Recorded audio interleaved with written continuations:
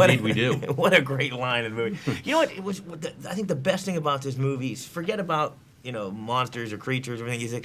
It's people. I think people really show their true colors when they're in a pressure situation. That's exactly why I loved the story that Steve King wrote, and it's exactly why I wanted to make the movie, because I think the best horror is kind of subversive and metaphorical, and there's a greater thing happening, really, at the core of it than just, oh, there's creatures outside.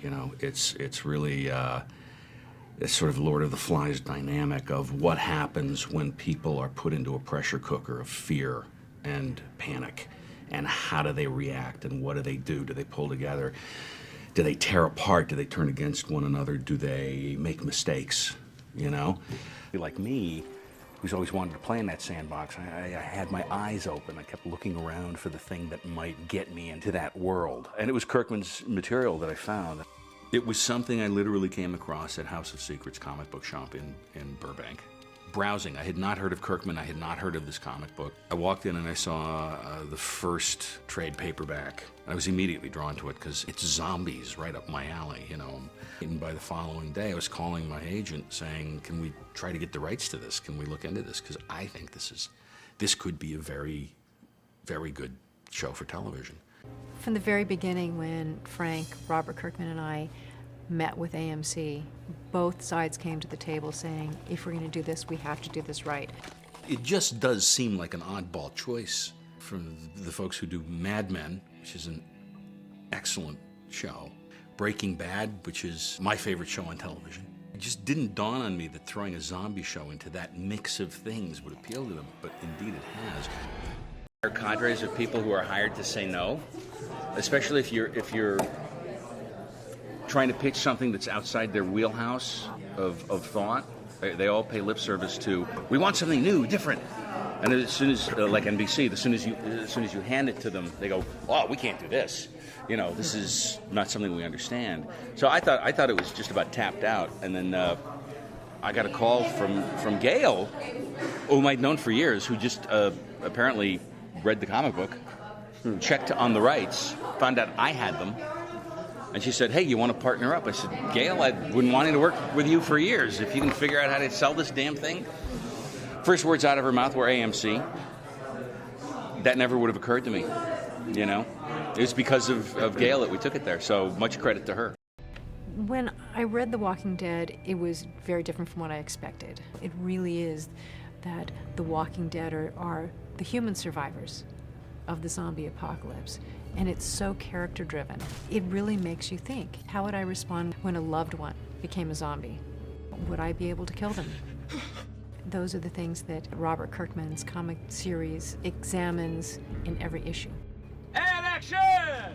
Little girl, don't be afraid, okay? Well, the pilot script did change after AMC came on board. When AMC came along and said, we'd love for you to slow yourself down and make it more like the films that you do. And I said, great. I'm just going to interrupt. Right Yeah, now, do. Because there is something where in the pilot episode, Frank took a line of dialogue that was basically just, oh yeah, by the way, this happened in the past. And he made that the emotional core of the pilot. It's really the thing that I think sells the show. It involves the character Morgan, who barely does much of anything in the comic book. But he's able to take this little nugget that I did in the comic book series and go, that's really interesting. What if that was expanded and we took a more in-depth look on this? And it's something really remarkable. It's almost my favorite moment of the show so far. How's it adapting a comic book into when you're used to doing regular books and novels? I love it because of the attenuated nature of it. The spun out, drawn out, long range into the future kind of nature of exploring these characters. You don't have to tell the story in one go, 2 hours, 2 to 3 hours, whatever that time period is, and then that's it. That's all you get to say. I love the notion that if we can continue with this show, we're going to be with these people for a very long time. AMC was so incredibly enthusiastic for the show that when they got Frank's script, rather than giving us the green light to shoot a pilot, they immediately ordered 6 episodes, which is very unusual in television. That doesn't happen terribly often. They give us the space that we need to let the characters breathe, let scenes breathe, while at the same time not skimping on things like the action or sort of the fan service opportunities. The wonderful thing with the pilot is that we were given a luxurious 90-minute time slot, so that we had the time to create what seems like almost a feature film. We're making 6 movies, and that was really the approach everyone had, especially Frank. Steven Yeun called me the night before, and he was like, we'd just gotten back from Comic-Con, I think, and he was like, I heard that Frank Darabont's getting fired, and I was like, no way. Damon here with IGN News. Frank Darabont has been speaking out on his firing from running the Walking Dead TV show. During a recent interview with Variety, Darabont said he no longer watched the series and called the executives at AMC who fired him, quote, sociopaths who don't give a about your feelings or the feelings of your cast and crew. The big crux of our argument was budget. If somebody comes and hands you the biggest hit you've ever had, you don't just say, okay, now we're going to cut your budgets by 25% across the board, and we don't give a if you care if you don't like it. Cutting your resources by a quarter in the following season so they work even longer hours and under harder circumstances, it's inhuman. Because people wanted to save money. This is all because they felt it necessary to cut the budget by over, like, when you add in the tax breaks that they started pocketing, for 35%, really? Budget cut? So, I'm not happy about it. In retaliation, AMC has released some, colorful emails sent by Darabont to prove that his termination was justified. The tamest of the emails involves Darabont proclaiming, "There is no writer's room, I am the writer's room." Darabont continuously and aggressively laments what he sees as the ineptitude of the show's writing staff and crew, with the camera operators receiving particularly harsh vitriol. Darabont has defended the emails, saying they were composed in the heat of a deeply troubled production and that his complaints were justified. But that being said, yeah, man, like, hey, look, dude, they can decide not to fire you. Yeah. I mean, to kill you, you know? And so, like, you know, you do look at it that way, and I think that there was a bit of me, especially with everything that went down with Frank. Like, I'll be honest, man, there's a little bit of me that, like, kind of wanted to buy into that for the character. Like, fuck you guys want to see me die? Well, watch this. I'm going out with a fucking bang. You know, like, But to me, it just felt like an assassination. It just felt like, I mean, the reasons that we were given were like, he's unexperienced as a showrunner and he's unprepared and he doesn't know what he's doing. And I remember being like, but this motherfucker, 1 month before we started shooting season 2, dropped 6 completed scripts in my lap and said, you can learn these lines, they're not going to change.